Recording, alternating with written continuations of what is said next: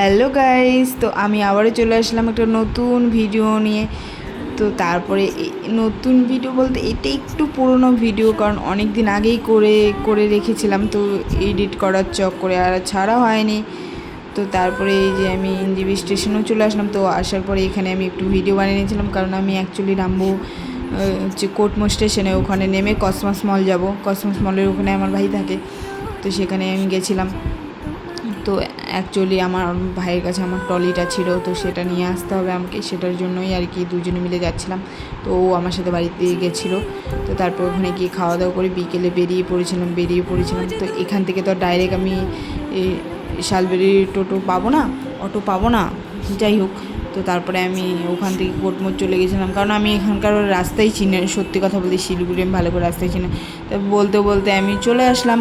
তো তারপরে এখানে সেন্টারের জন্য মিষ্টি নিয়ে নিয়েছিলাম। তো তারপরে এসে দেখি